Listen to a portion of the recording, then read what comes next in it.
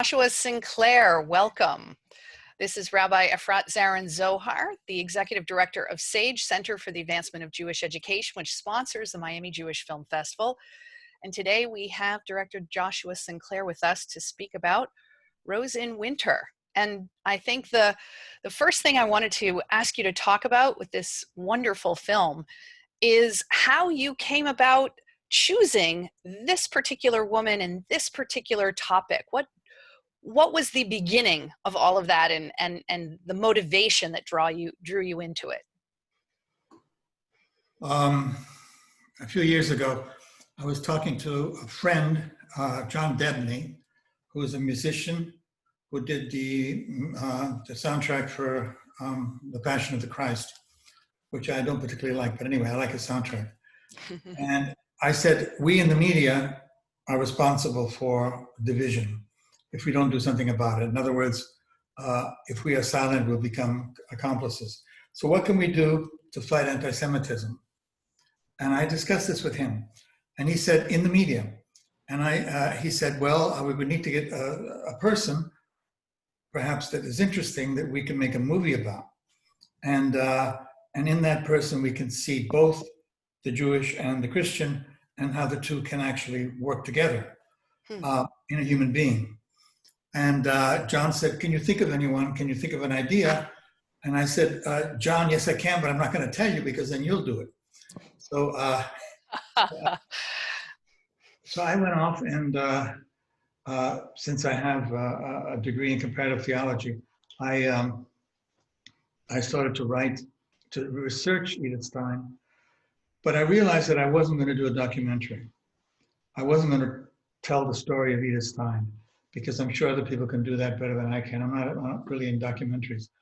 What I wanted to do is to show the woman, what she lived through as a woman, wanting to become a Christian, wanting to give up motherhood and a husband, all the things that that part of Germany, Poland at the time, a Jewish family would consider important, especially a mother. And she had problems with her mother because of that. It seemed to me that the mother didn't so much care that she became a Christian, but she could at least get married and have children. To become a Christian nun was like absurd. So since Edith Stein was consequent, she said, well, if I'm going to do this, I'm going to do this. Then another thing that occurred to me was everybody was saying that National Socialism was Christian. Many people were saying it. And they're saying it today too.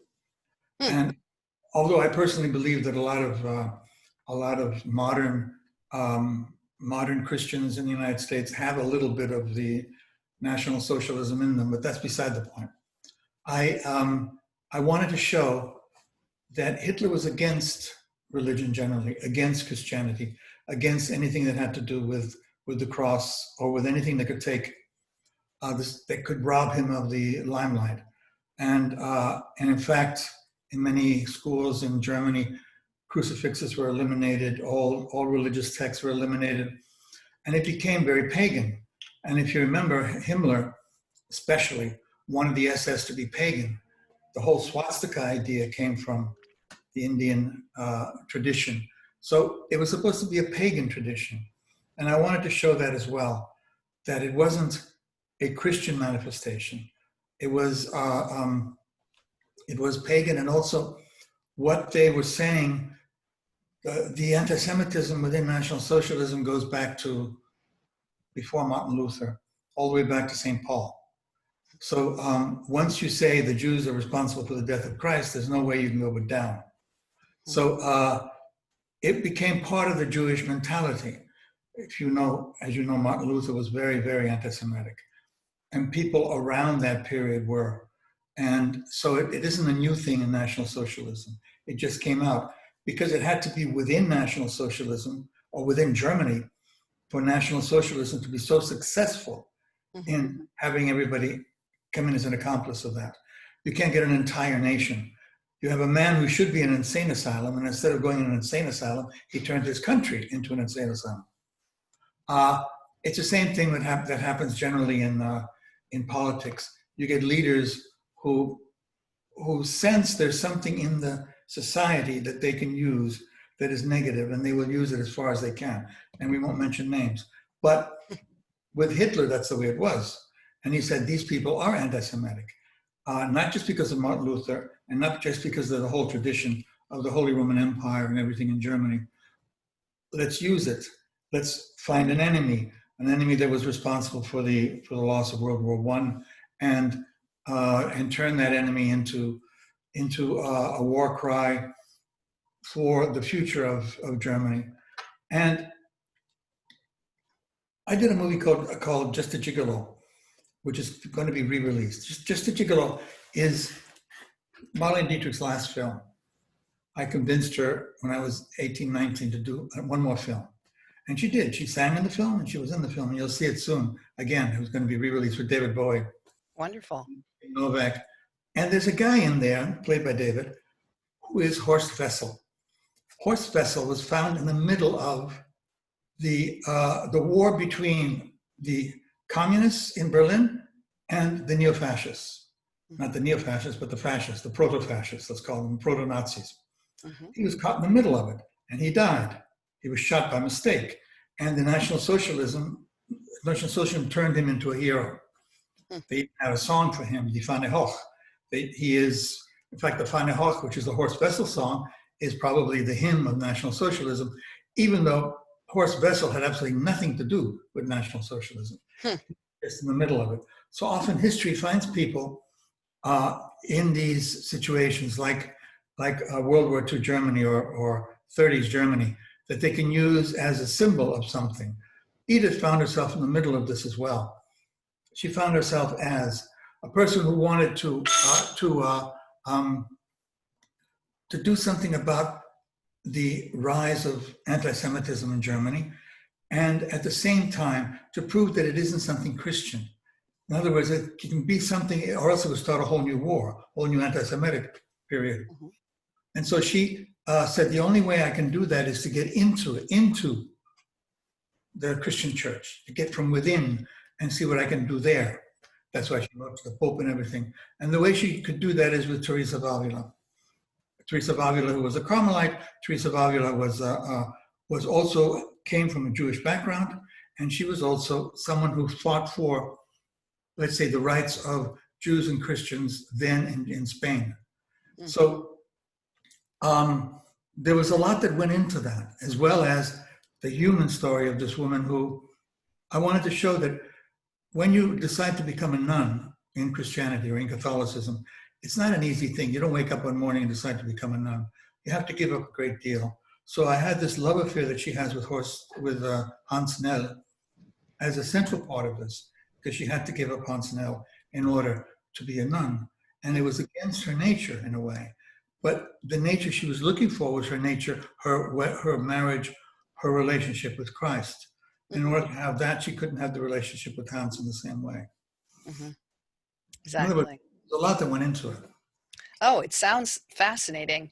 And how were you affected personally or even spiritually by the making of this movie? Obviously, when you make a movie, you have to immerse yourself in the characters, you have to immerse yourself in the writings, you really become one with that time period and that person to some extent, so that you can delve deeply into their psyche and bring out who they are on screen. How did it affect you to study about her life and her circumstances and this whole intersection between Catholicism and Judaism that happened through Edith Stein? My grandfather died in Auschwitz. He was half Jewish. Mm. He died in Auschwitz not because he was Jewish, but because of the fact that he kept writing. He was Italian. He kept writing against Mussolini. Mm. Everyone said to him, his friends, if you stop writing against Mussolini, they'll leave you alone in the newspapers. But he couldn't do that, so they killed him. So I've been playing around with the idea of how something like that could happen since I'm in my 20s, with movies like Lily Marlene and Just a Gigolo. A lot of films that I've done deal with that period in National Socialism, from the Weimar Republic right up to the war. So I was always very interested in that. And the figure of this woman who really dies in Auschwitz, and the whole controversy of whether she was a Jewish martyr or a Christian Catholic martyr. Mm-hmm. I said originally then, I said, that's not the question.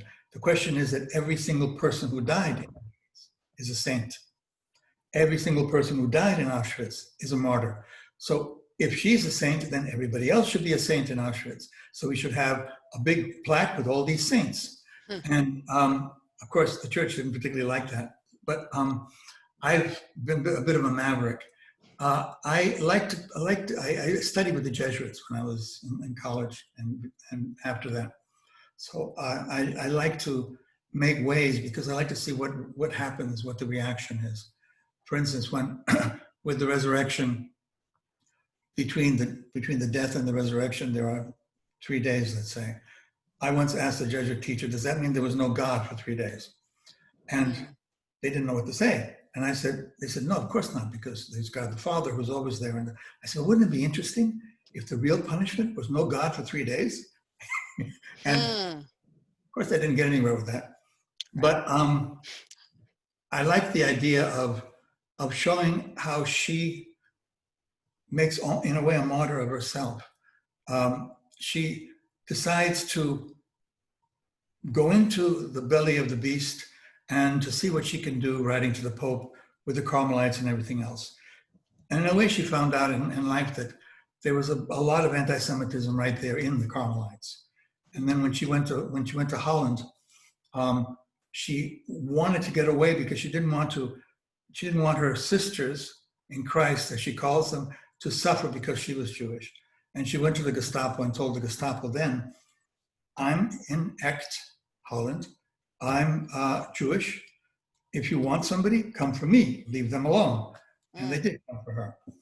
So it was an interesting story about how she had to overcome many things in order to achieve something which I'm not even sure she thought she had achieved.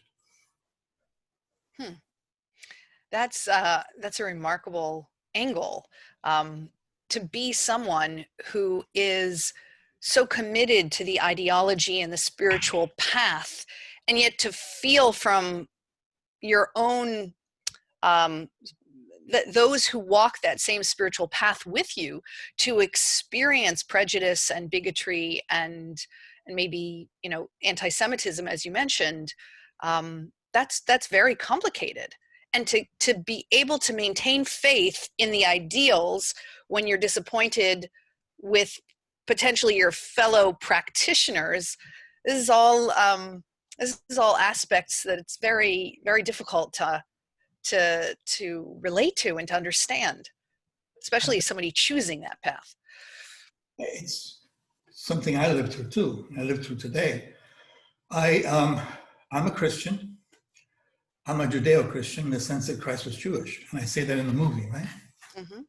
But I have a great deal of trouble putting up with the Christians today, my fellow Christians, and the Catholics. I think, but a lot of, they're wonderful people, but a lot of what they're saying, and I've discussed this with Pope Francis, a lot of what's happening is absurd. And not forget the pedophiles and all those, that's beside the point almost. But theologically, and politically, and socially, and spiritually, what's happening within Christianity, I don't particularly like. I think, and I saw that with this movie. Mm-hmm. People reacted to the fact that, oh no, she didn't really kiss a man. I said, what? Who cares if she kissed a man? Oh no, but no, Edith Stein would never have done that. Really, I got that from the Carmelites.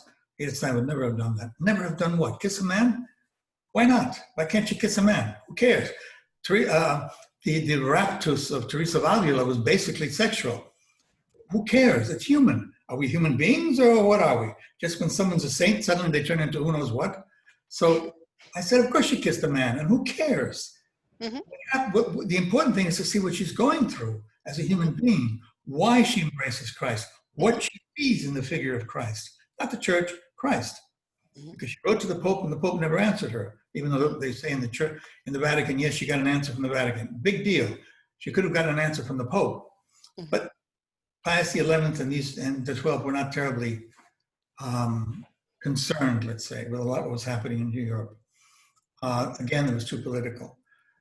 But I think right now we have to shake up the Christians in the world. the evangelicals, especially in America. We have to shake them up, because what they're saying is not only racist and against anything that Christ would have stood for, but it's therefore not Christian. And to hold, I have conversations like this all the time. I had one last night. To hold Christians responsible for the things that Christianity is doing is wrong. My relationship is with Christ, not necessarily with anybody else within the church. And I love Judaism. I love the Torah. I love all of that very much, and I read it often because I find it to be a source of consolation for me. And if somebody does not understand the Jewish tradition profoundly, they can have no idea what Christ is doing. Mm-hmm. I think you're so right, because I've taught classes in which we actually look at the Gospels, at least the first three, other than John, that are the more early ones, according to scholars at least. And when you read them from a Jewish perspective, knowing Jewish tradition, I mean, some of the aspects, especially about the life of Jesus and his family and his community and the disciples, is so Jewish. There's so many different things that are being discussed there that are actually part and parcel of the way Jews lived at that time. And there are scholars that I've heard say these are actual historical documents about Judaism that we can study and learn from, which is why I was doing this teaching. And there were a few people in the class who were actually believing Christians who had heard about the course and were there. And it was fascinating to watch their responses to this, about how deeply Jewish Jesus and his life and his family were, in terms of how they lived as human beings in this time period. So I'm totally in agreement with you that that's something that I hope all Christians would recognize and be able to embrace, to see that as something positive, as opposed to, I think historically, there have been various points and times where that was something to be rejected, something to be embarrassed about, something to even be feared. So good for you. Last night, he was saying to me, we're having a meeting here in Vienna somewhere, and he's a politician. And in the meeting, we're going to discuss what has happened, the Islamization of Europe. Mm-hmm. I said, okay, that's already something that is a bit strange. And I said, your group is Christian? He said, yes. I said, Judeo-Christian? He said, oh, yes, Judeo-Christian. I said, why Judeo-Christian, not just Christian? And he said, well, obviously the roots of it, we have to go to the roots. People, by the way, have no education in any of this stuff. Mm-hmm. So when there was a whole trend in the 1800s especially, and now, beginning of the 20th century, to go into Qumran, to go into the Dead Sea Scrolls, mm-hmm. to go into the Gnostic texts, like the Proto-Evangelium of James. Why do they do that? Because it gives it a Greek feeling. Mm. Less Jewish and more Greek. And a lot of things that Christ is doing in the Proto-Evangelium and in the Dead Sea Scrolls and in the Nag Hammadi is Greek. Now, forget the fact that Mark was Greek and Luke was Greek, because that doesn't really matter, because what they write really is profound. Also, Matthew is profoundly Jewish, of course. He wrote part of it in Hebrew, as you know.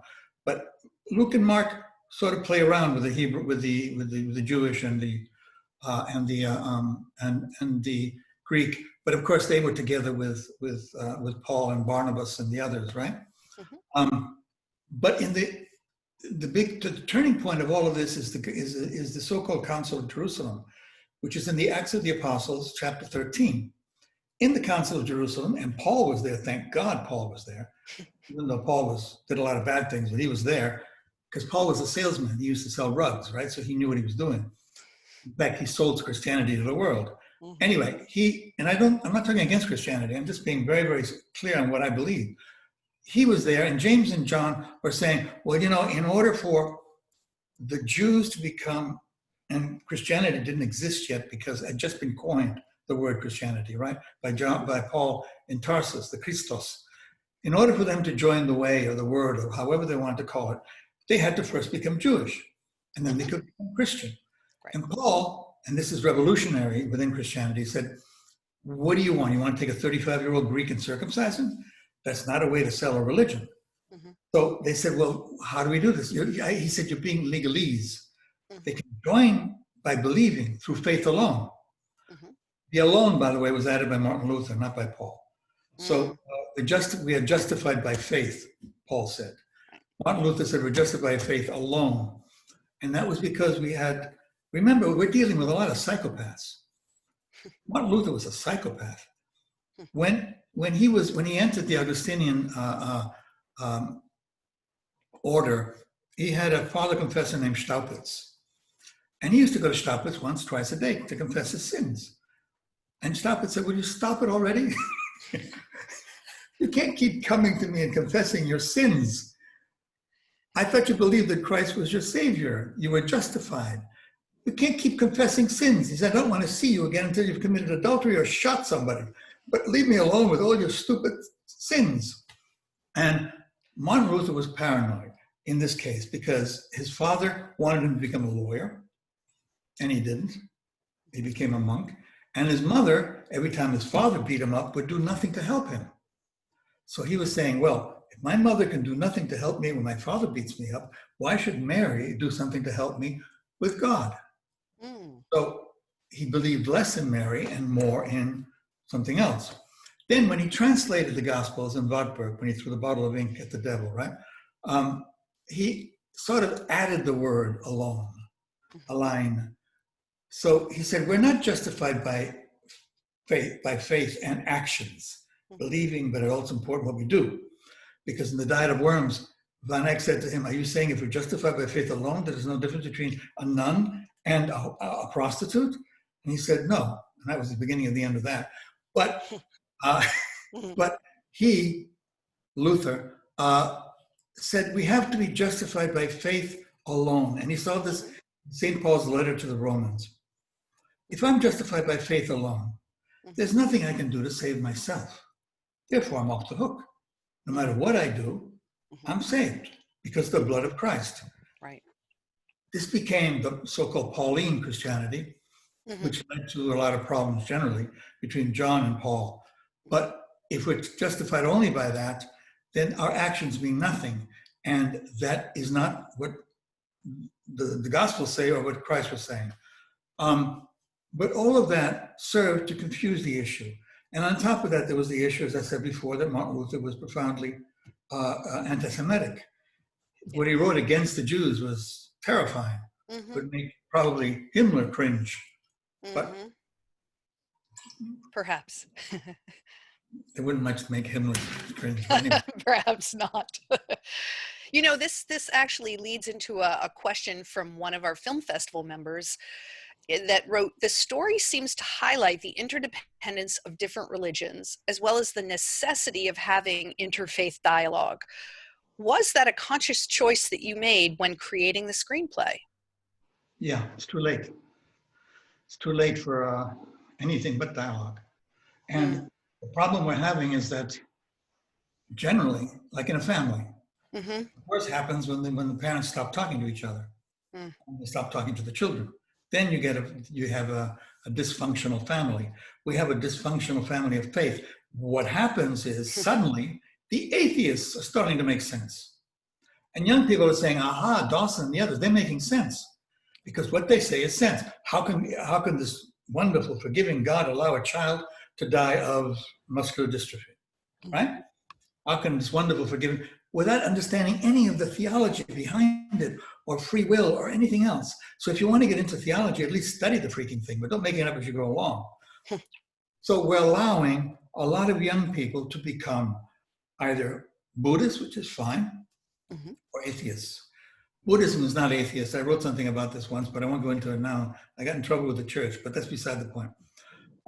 The tendency is Christianity doesn't know what it's talking about. Judaism is old-fashioned. Who cares if Christ was or wasn't Jewish? It doesn't really matter. The God we're supposed to believe in is disproved by science. Therefore, there is no God. And then they discount all the science. For instance, the Big Bang originates from a Jesuit priest named Lemaitre. He had the idea of the Big Bang. the whole creation of the universe had to occur in a certain way. This is science, this is quantum physics, had to occur in a certain way that was so exact that if it was off a little bit, we wouldn't be here. The universe would have expanded forever. But this is not me. This is so many people say it. So many great physicists say it, including Einstein, who didn't really know what to do with God. The same as you've studied Kant. A lot of great philosophers and scientists don't know what to do with God. So instead of saying there is no God, they just forget him. He's over there somewhere. He created this. But let's go back. Let's get down to brass tacks on science and everything else. So yes, what I want to do and what I tried to do and what I will continue to try to do is to get people to talk to one another. I had a big meeting here in Vienna in 2004 or 5 with then Cardinal Koenig, and I had the Theravada Buddhists, the Mahayana Buddhists, the chief rabbi of Vienna, Chaim Eisenberg, the Protestants, Catholics, which was Cardinal Koenig, and what else did I have? Hindus. We're all sitting around a table. And I said, I'd like to start this whole session by finding one prayer, just one prayer, that we can all say together without offending anybody. Is there such a prayer that we can say that doesn't offend anybody, and we can say it all together, believe in it, and nobody's offended? They couldn't find it. I said, how about the so-called prayer of St. Francis, a simple prayer? Lord, make me an instrument of your peace, where there isn't. And they sort of went along with that. But you could take some of the Psalms, you could take a lot of things. People don't know. There was a deacon in the church, in the Catholic church that I was going to here in Vienna, who said, isn't it strange that, isn't it strange, I don't know how to work this. Isn't it strange, I just expanded, okay. Isn't it strange that on the cross, after everything he'd been through, Christ would say, Eli, Eli, lama sabachthani. Right. That he would say, why have you forsaken me? Why would he feel forsaken?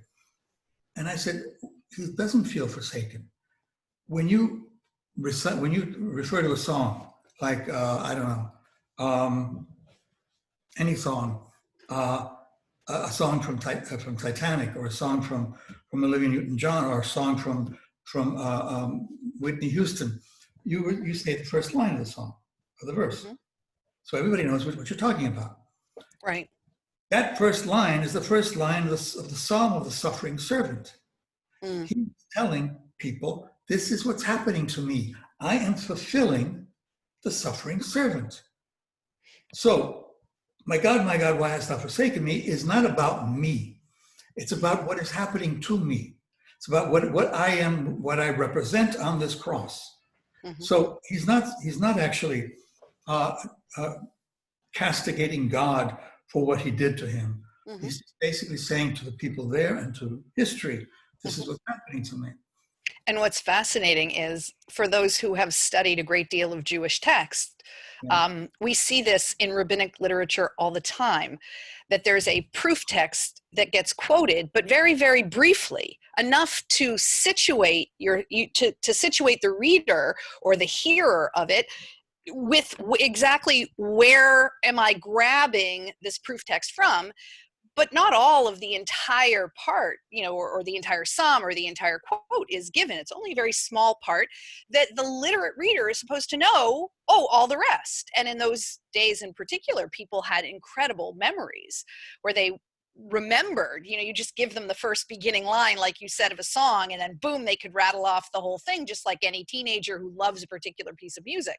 So that is a very Jewish mode of speaking, or of preaching, or of leaving one's teaching legacy, which is so fascinating. The whole notion of a parable is precisely straight out of, rabbinical literature and other literatures too. Greek literature had parables as well. But this is, again, people, I hear Jewish people today talk about a parable, and I'm thinking to myself, well, we call that a midrash or a mashal in Hebrew.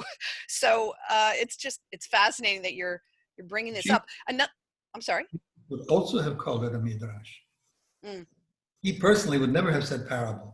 Right, because of course he was situated in the culture of his times and in the way he was raised and how he perceives the world. I mean, that makes a lot of sense to me as well.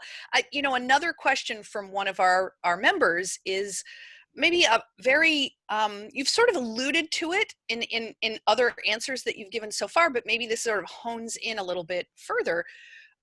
What did you discover about yourself in the telling of this story? Did it change you in any way? So were there any personal discoveries by working through this movie and all of its many layers, and did it change you in any particular way that you can think of? Yeah, it changed me a lot. It's difficult in a way for someone who was raised a Catholic with the Jesuits. Fortunately, I had the Jesuits. Yes. They were tough guys. I sort of took a lot for granted about generally what I believed in and everything. It had me actually doubt, not doubt, but credut intelligam, intelligut credam, to use St. Thomas. I believe so I understand so I can believe. It started me on the understand so I can believe thing. I had a class of teenagers, and religious education, so-called. Mm-hmm. And I put a map of the Andromeda Nebula on the blackboard. And I said, okay, all of you, we believe that in about an hour, you're going to receive the body, blood, soul, and divinity of the creator of that. And I was silent. Teenagers were looking at me and each other and saying, I said, that's what you believe. That's what you say. Credo in unum Deo nom. So you believe this. But if you don't believe it, you're kidding yourself, and best you should do something else for a living. Because either you are that or you're not that. Faith does not mean you rubber stamp the absurd. Faith means that you act. Faith is a journey. You've got to start with something. You've got to follow it. It takes you your whole life to understand half of what you think you believe in. And that's the adventure. The adventure is following through, not saying, okay, because what happens is you delegate to the priest or to the rabbi or to whoever the responsibility of your salvation. So if you say this is okay, fine with me, I'll just do what you say, and you're responsible if I don't go to heaven. Or the priest or whoever. So what I found out is I have to start to question a lot of things that I hadn't questioned before. And I have to sort of alert other people around me to question them. People who give me things that once I would have probably accepted about everything, including abortion, everything. And they say, you have to be against abortion. But, there's a president now who's against abortion. I said, you mean that what's her name was on the pill? And boom, that blew up that conversation.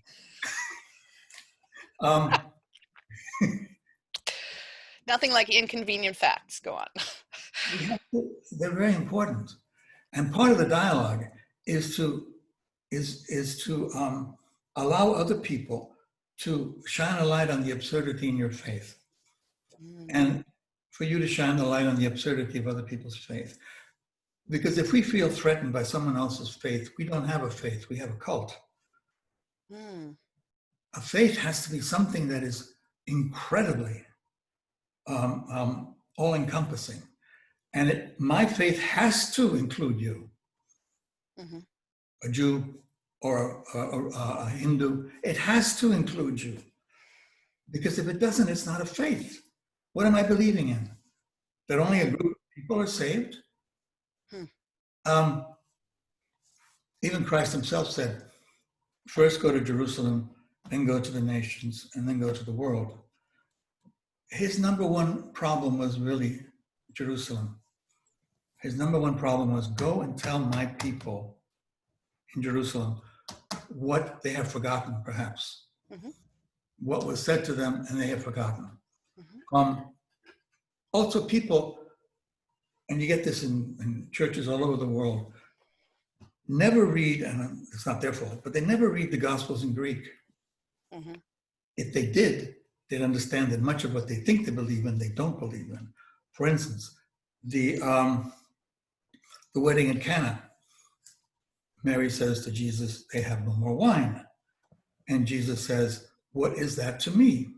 It's pretty rude, right? What is that to me? Gune, woman. Gune because Eve was Gune and all of that stuff. That's not at all what he's saying. Kai imitai kai soy Gune means what happens to me happens to you. Which means once you get me on the road to the cross, it's your road too. You're on that path with me. So if you want me now to publicly change water to wine, I have to start my mission on earth. I have to start to walk towards that cross. Jesus was the only man whose life was lived backwards, from the cross backwards. And within Christianity, a lot of Christians want Jesus without the cross, or the cross without Jesus. It is, they love all the good things, bingo and everything else, right? No suffering. Or they love the suffering, but no bingo. So they go together. It's all one thing. And that I discovered the beauty of understanding what was going on in the mind of the Buddha, what was going on in the mind of all the greats in Tao. I studied this anyway, but it was never really that close to me. The equal and opposites forces in Zoroastrianism. So I can talk to them. I can say, tell me what you believe in. I need it. When I talk to atheists, they say, I don't believe in God. And I say, well, tell me what God you don't believe in. Yes. Because I don't believe in the same God. Excellent question. You have to define what you're talking about, and we don't have this anymore. Yes, that's for sure. I'm seeing this similar kind of, I guess we're in a very different era at this point. Another question from some of your fans, this one talking more specifically about the enterprise of movie making, was what was your experience like working with 3-time Oscar-winning cinematographer Vittorio, I hope I pronounced his last name right, Storaro? I've known Vittorio for many years. It's difficult to work with a genius. And, you know, I really relate to this. Okay, go on. I almost had Morricone too, but Ennio had signed a contract. But then I had to shoot in 2017, and he couldn't shoot because he just won the Academy Award with Tarantino. He couldn't shoot till 2018. So I missed that, and I got Franco Piasanti, who's also wonderful. The lighting's beautiful, but unfortunately, or fortunately, he sees the world as light. I see the world as word. I'm a writer. He would say things like, well, we'll do this around there. I said, well, that's not what it said. He says, you can rewrite that later. I said, I'm not going to rewrite my script to match your lighting. And then the actors, I had wonderful actors, really wonderful. I loved them all. They would come, he would light the set, and then the actors would come and he would say, okay, there's a light over there, there's a light over there, there's a light over here. Make sure you hit that light when you go in. And Zana, who plays Edith, said to me, I feel like I'm my own light double. Because what should happen is the director works with the actors and they set up the scene, and then the cinematographer who's been watching this lights it according to what they're doing. Vittorio had another way of doing it, but you know, it's difficult to work with. When I directed Shaka Zulu, I was sitting with James Fox and Omar Sharif, and they were talking about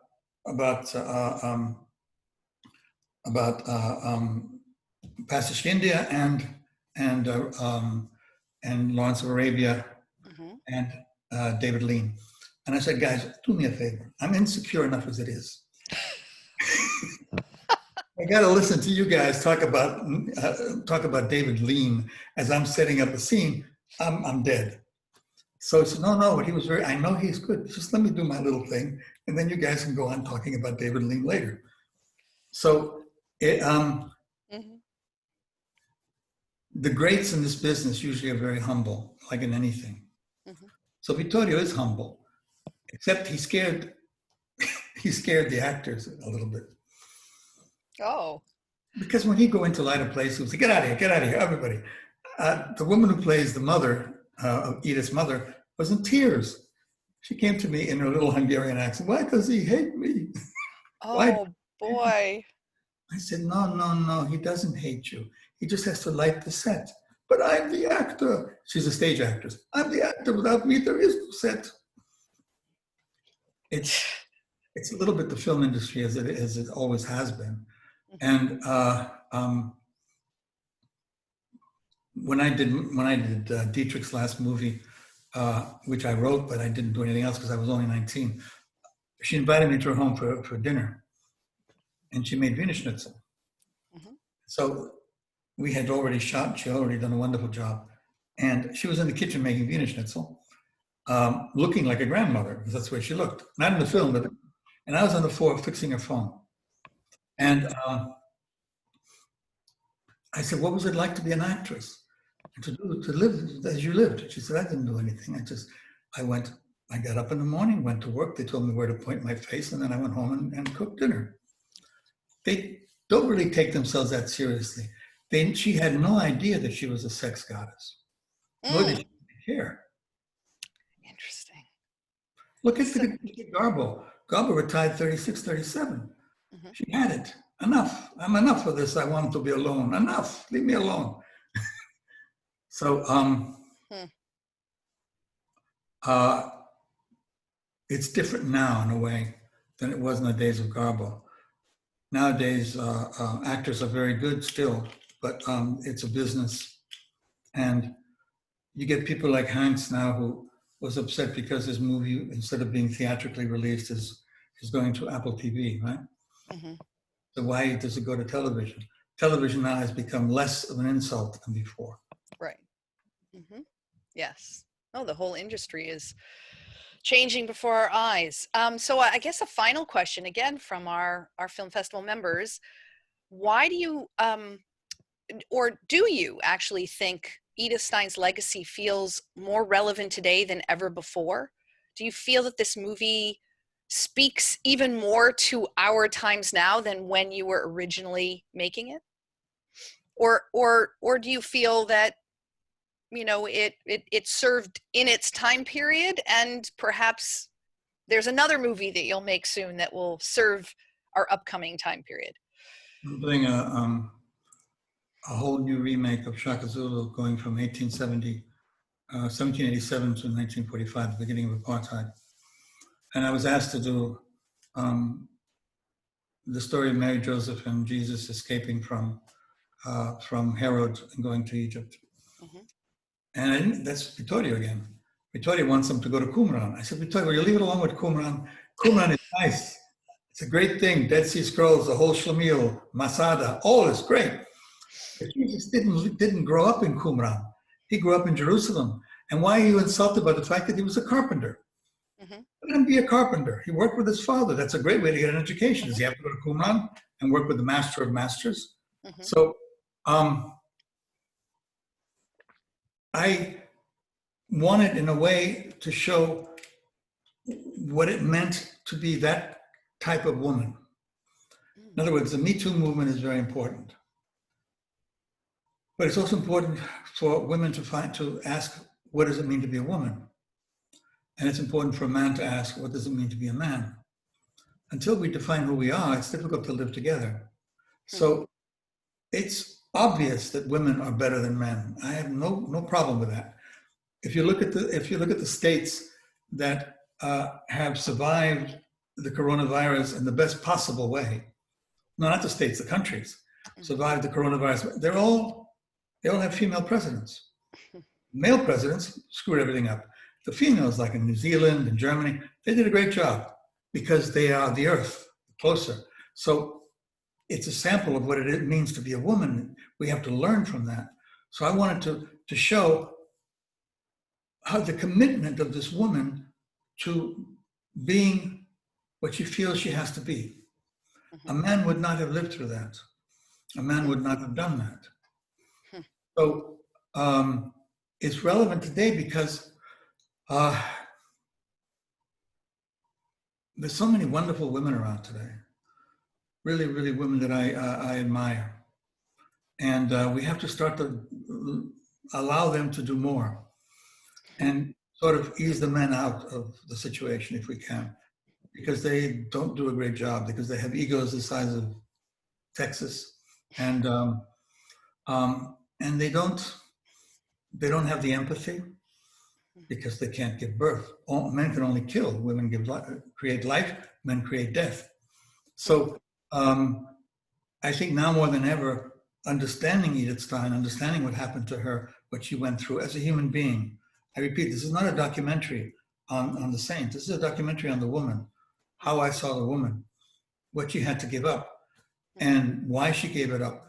That may shine a bit of light on the strength that women have and have had throughout the centuries, but especially now, and the importance we have to give women. And we have to listen to them because they are not just our mothers, they are everything. I have a great deal of respect for women and very little respect for men lately. Well, Joshua Sinclair, thank you so much. Thank you for taking the time to have this conversation, and thank you for your artistry and all that you've done through film and writing and in so many different ways. I believe we are all enriched by your work, and I certainly have been through this particular movie. I think I expressed it when you were showing it through the film festival on stage when we were having our in-person conversation. Seems like a while ago, but it wasn't so long ago.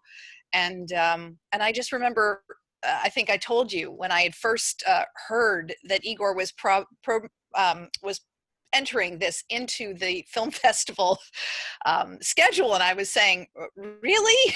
Like, what exactly is going to be so Jewish about this film about a Carmelite nun? I'm a little confused here. And he says, no, you have to see the movie to see it. And then when I finally saw the movie, I was like, yeah, this is really interesting and so complex and has so many layers. I became a quote unquote convert to seeing Edith Stein in a different way than I had originally, just from reading her story or actually hearing about it through the news. So I appreciate everything you've done in helping us see the complexity of who she was and what she was trying to do during her life. And I really want to wish you the best of success and luck in the future of your bringing great art to the world. Thank you. Thank you. It's very kind of you. And thanks for showing the movie again. And remember that all the things that are written about Edith, many of those books are pro-Christian. So you don't actually see the woman that much. She's an instrument in the hands of something bigger.